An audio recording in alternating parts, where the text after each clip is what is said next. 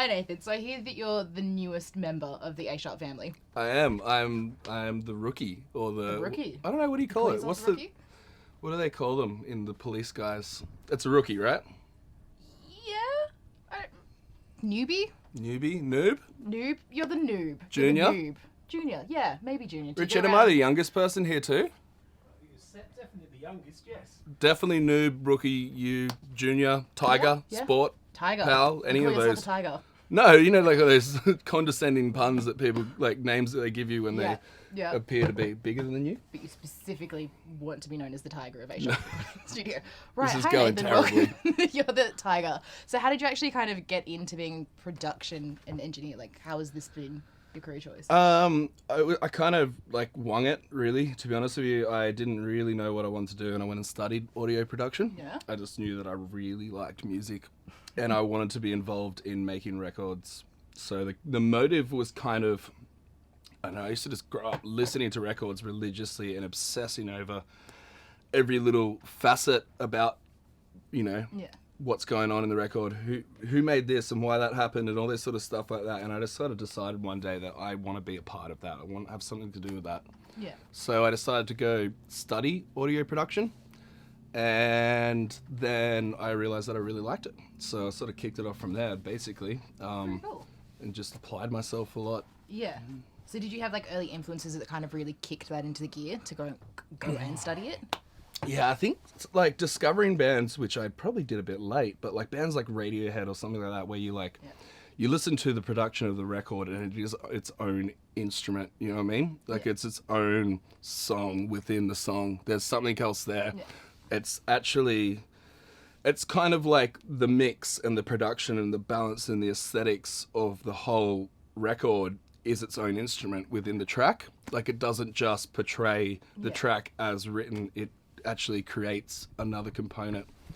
It's definitely above and beyond what most people do when it comes to record production. So that kind of stuff like just used to blow my mind. Yeah. And I thought that was super cool, and I wondered how people did that and like, or what was the procedure for getting into that situation. And I'm really bossy. I like to tell people what to do. So I was kind of like, maybe I could tell musos how to write their songs. Whoa. Okay. So you get really involved in the sense of like the songwriting. I kind love of to, area. if I can. It depends. It always changes per client and what they're looking for Yeah. out of you as a producer or an engineer. But if I can, I will definitely sink my teeth into a track. Okay. So do you play any instruments yourself in the sense of like that? Oh, I can.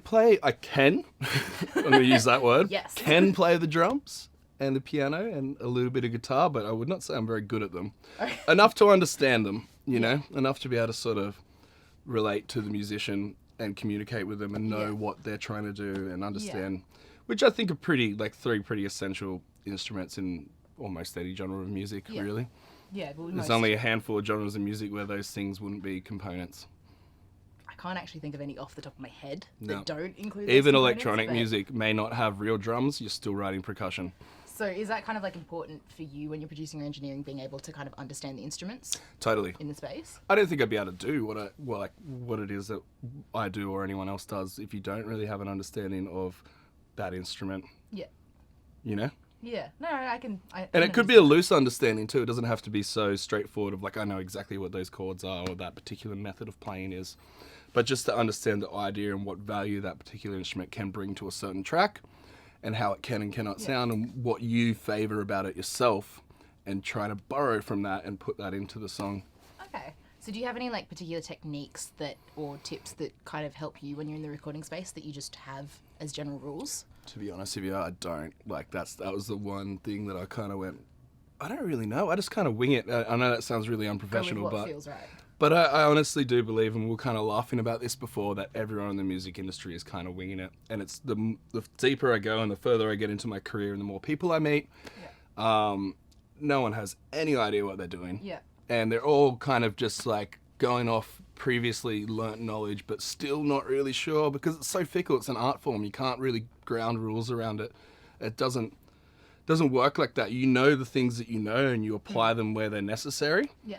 But there's definitely not hard and fast rules for me. I don't really come in with a preconceived idea of this has to be like that. Besides basic things like everything has to be in time Yep. and in key. Yep. Cool. The rest is totally like whatever, you know? Okay. So, do you have like music that you really enjoy producing that's like the favorite that you kind of go, oh yes, I can't believe I got this project? Yeah, totally. I mean, I don't really have a genre of music that I favor too much, but it's more like really emotive music, like quite dramatic or emotional. It'll get me every time. I can really sink into it. Anything doesn't have to be epic. It can be melodramatic. I don't know. Somehow I'm a bit of a sadist, maybe. Like I like dark and You want to feel something inside. yeah, like sort of jaded subject matter where you kind of feel like this person's a little messed up. I'm really interested in this. But then in the Polar, I've also produced a lot of sort of happy-go-lucky stuff too, which is really fun because it kind of becomes a little less weighty in what you're doing. You're just trying to have a jam. Yeah. Okay. So preferences, I mean, look, I don't really do anything too heavily electronic or R&B, sort of stuff like that. But outside of those kind of genres, I'm pretty much keen to work on whatever. Yeah. As long as the song's good, you know? As Okay. long as the subject's real and I can feel there's some weight behind what's going on. Yeah. So you want to feel connected to it. Is that kind of like the biggest challenge for you as a producer, to feel connected to the Totally. artist that you're Sometimes you producing? don't, and you can't help that, you know? It's not the artist's fault, it's not your fault. Maybe you're just not picking up what they're putting down. That's reality. Like, you can't possibly imagine that every relationship in your life's just going to go smoothly and you're just going to click with everything that you do. So sometimes what you can do in that situation is just find the elements that you like about what they're doing and try and bring them forward and like, I don't know, I've never found myself in a situation where I've gone, I just can't do this. Okay. Well, that's a lie, actually. I have. But But you'll give it. it doesn't happen very often. Most of the time you'll find something about the artist or the track, or even if it's just a cool guitar part that keeps reoccurring that you're really vibing on or whatever. And yeah, like you just basically, you'll find your own part in that song. Yeah. And that will get you Over through the other side, and you'll be able to develop that connection with the track, Yeah. which allows you to put a bit of yourself into it, which is important, I think, anyway. As a producer. Okay. Well, even as an engineer, like, you may not have a say in the actual structure of the track or the way that things are sort of gluing together or the writing or the arrangements and stuff like that. But if you have a connection to the sonics, it might inspire you. You know, you could just be solely concerned with a super cool drum sound that you come up with and just wanting to make that work in the track outside of having anything to do with the arrangement of a song. And you're just basically engineering. You're just worried about the aesthetics. But if you could put yourself into that and a bit of your, like, vibe or flavor or whatever the shit is you call it, You. then that's what you need. That's what you want to do.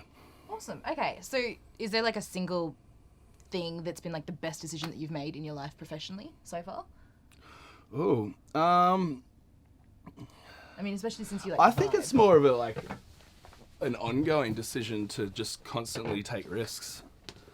Like, I used to work at a bar pouring beers and like making records on the weekend, or whenever I just didn't have to work and I could find some bands that would pay me to work with them.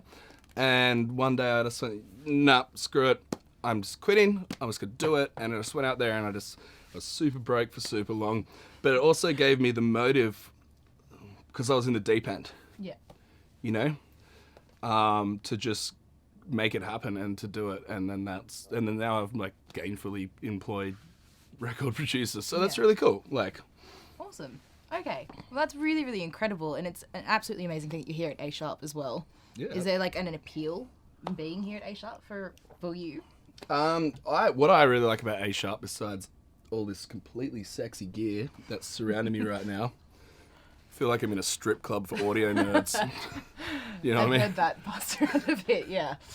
I think what I really like about the place and that it's appealed to me so far is that it's brand new and it's like a blank canvas of a studio, like where it's going to go, what sort of, let me find my words here. I guess kind of like think about like what direction will this place go? What will come of it? Yeah. You know, what records will become. It's quite exciting because it's only been around for 6-8 months or something. And it's just starting to get traction now, and I don't know, it just feels like kind of like a really interesting position because most studios in Sydney have been around for quite a long time. They get a reputation. They have certain characters that are tied to it that have been there forever.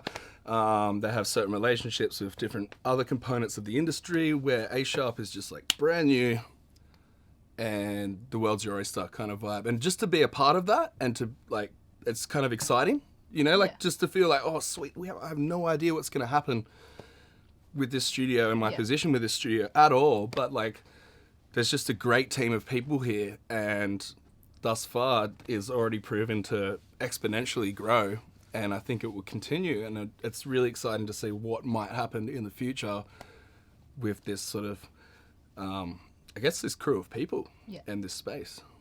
Awesome. Okay, well, I'm looking forward to kind of seeing what you produce here at A Sharp definitely in the next year. Do you have plans for the next year? No, I don't plan anything. I told you that. Well, thank you so much for your time. That was absolutely fantastic, and we look forward to seeing everything that you're going to do here. Cool. Thank you.